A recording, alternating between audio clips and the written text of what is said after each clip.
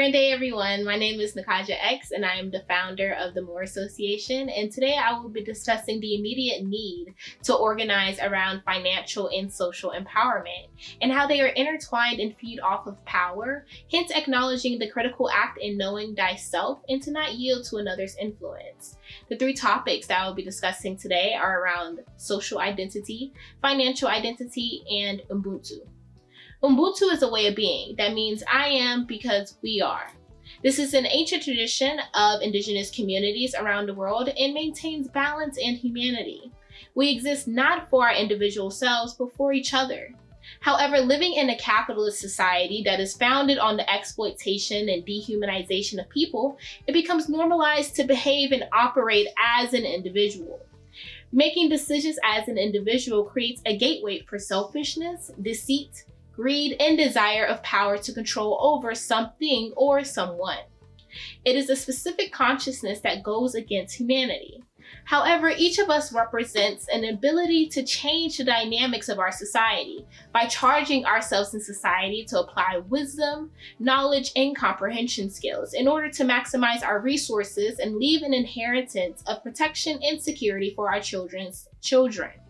The children are the safeguards of humanity, and we must defend our children's humanity, their basic needs, and their dignity. Ubuntu. A group's ability to compete is determined by their internal cohesiveness and self-interest. People of the world that are discriminated for the pigment of their skin or being melanated must build functional communities that organize for their own self-interest rather than directed altruistic interests. These are the principles of Ubuntu, where we can ethno-aggregate and implement group economics and group politics. This goes without saying in understanding social identity. What is the social identity of what has been imposed upon us from oppressors, and what is the identity that we claim for ourselves? In the identity that has been imposed upon us, we are categorized as being Black or African American, African, Negro, colored, and sometimes historically slave. And what these categorizations have done is create problems of marginalization. For example, you melanated people in America received almost none of the $1 trillion in government subsidies. African Americans who own small businesses received 1.7% of loans distributed by the Small Business Administration. This is a call for action to demand restitutions for your local government and national government right now, because there has been over $70 trillion of resources that have been extracted from African Americans. There has been $4.8 trillion that have been deprived from African American primary home equity. And $4.2 trillion of inheritance is missing from the children of African Americans. This is the decentralization of Africa and African people. And decentralization goes hand in hand with colonization, neo-colonization, and neoliberalism. However, this is their identity of us, but how are we going to reclaim our own identity? Who are we? And how do we do that together?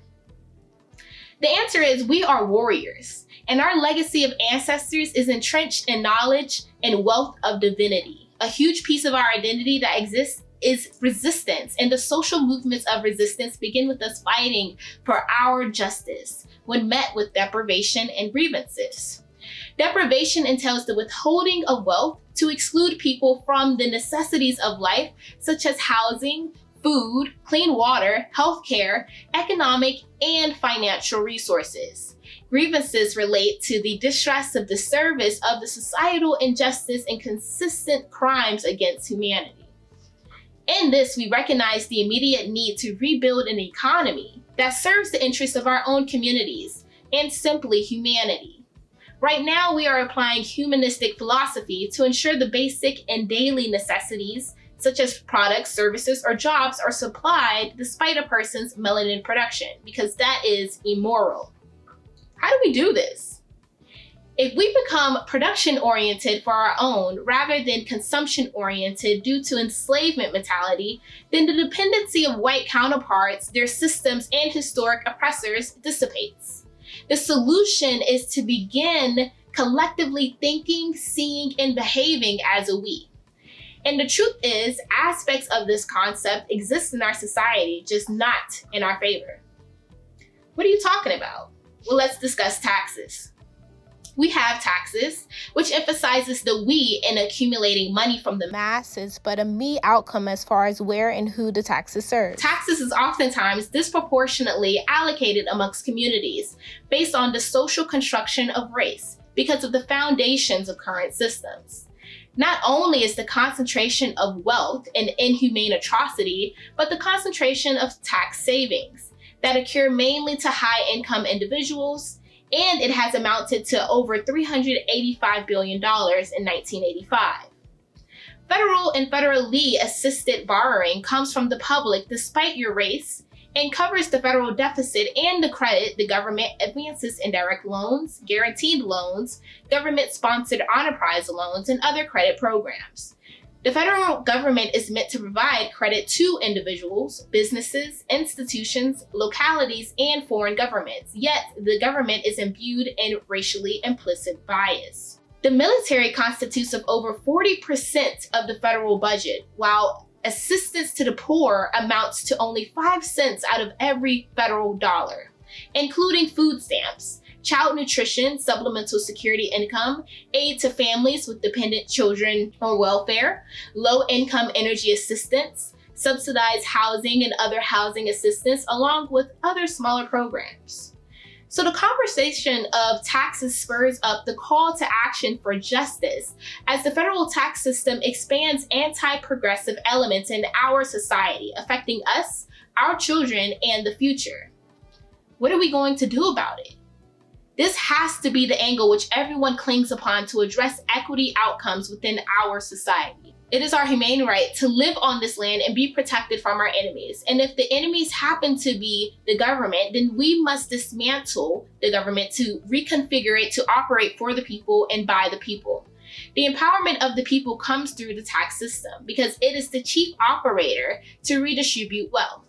This tags on the collective behavior of actively demanding distributive justice and restitutions right now. Beyond the issue of the redistribution of wealth is the rooted predicament of the distribution of power. Concentration of wealth means concentrations of economic power. Concentrations of economic power means concentrations of political power. The federal government credit programs has the ability to allocate economic resources. But what if we reclaimed and owned our own resources?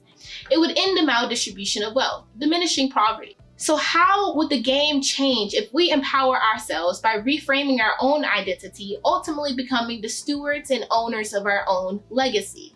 Namely, deciding what our financial identity will be, which is and always will be affluence. This is the power in Ubuntu. This is the power in us. Let's get into the evolution of the human race. Where are we now, and how do we really focus in on identifying ourselves? The all, or God, is in the mind, focusing in on our identity. This explains that the all is the substantial reality underlying all the visible manifestations and appearances that we categorize as the material universe, like energy, matter, and all that is apparent to our material senses. The all is the spirit or soul. The all is everything, and everything is the all. So with this understanding of recreating and reclaiming our identity, how can we put these principles in creating a functional community? And what does it take for Ubuntu to work? It takes 3 things: group accountability, group cooperation, and group trust. The current work that I am grouped in is in More Finances, which is in partnership with Kaizen Rhino Solutions, and Climb, that aims towards the underbanked and unbanked to reach financial empowerment through an asset ownership standard, while also exposing young people to the stock market as early as in elementary school. Our mission is to empower each other so we can thrive, leaving a legacy for our children. And I'd like to end with this prayer for empowerment that I have adopted and which personally resonates with me. And if you like, take it and share it for yourselves. All, strengthen us for we are weary, and increase our power for we are weak.